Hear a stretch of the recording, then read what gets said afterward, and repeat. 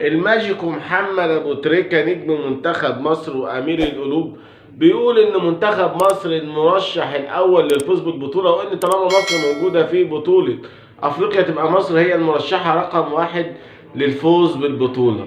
وانا بتفق معاه في الراي ده تماما، وخصوصا بعد ما شفنا اداء منتخب مصر قدام منتخب تنزانيا. وان كان منتخب تنزانيا مش هو المنتخب القوي اللي نقدر نقيم على اساسه لاعبتنا، ولكن لاعبتنا ظهروا بمستوى مبشر ومطمئن جدا لبطولة افريقيا اللي هتبدأ كمان يومين. ومباراة منتخب مصر هتكون يوم 13 او يوم 14. هتبدأ البطولة ان شاء الله بمباراة مصر وموزمبيق. محمد صلاح عمل امبارح اداء اكثر من رائع، عمل اسيست وتسبب في الهدف الثاني. تريزيجيه اداء هايل جدا واحرز الهدف. احمد حجازي ممتاز، عبد المنعم ممتاز، محمد صبحي 10/10. وان كان هو طبعا مش هيبقى الاساسي هو الشناوي. عمر كمال واحمد فتوح.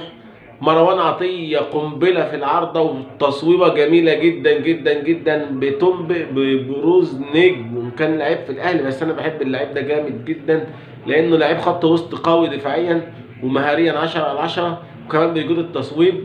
وشفنا التصويبه الجميله بتاعته اللي جت في العارضه، وانا بعتبرها اجمل حتى من الاهداف اللي جت. كمان امام عاشور طبعا مش محتاجين نتكلم عليه، دفاعيا 10/10. وشفناه في ماتش السنغال لما مسك ساديو ماني خلاه مش شايف قدامه. لعيب راجل ولاعيب يعتمد عليه، بس هو يبطل شويه الحركات اللي بيعملها. كهربا طبعا مفيش كلام، مهاجم 10/10. وان كنت بلوم عليه في ان هو ضيع الفرصه بتاعت محمد صلاح اللي خدها وقام جاي لافف بالمدافع ورافع له الكوره عن مغمض زي رونالدينهو. ومصر كلها زعلانه ان هو ضيع الكوره دي لانه كان هيبقى هدف جميل جدا جدا جدا، ولكن ملوش حظ كهربا. طبعا لعيبتنا رجاله رجاله رجاله، وواثقين ان منتخب مصر في البطوله الافريقيه دي هو المرشح رقم واحد زي ما قال ابو تريكه.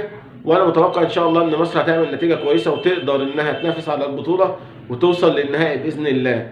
وان كان في منتخبات قويه طبعا، الجزائر والسنغال وكوت ديفوار والكاميرون ونيجيريا وغانا، طبعا منتخبات قويه جدا، ولكن منتخب مصر في بطوله افريقيا هو الاقوى وهو اللي اكتر منتخب فاز بالبطوله. طبعا زي ما احنا كلنا عارفين منتخب مصر كسب بطوله افريقيا 7 مرات متتاليه.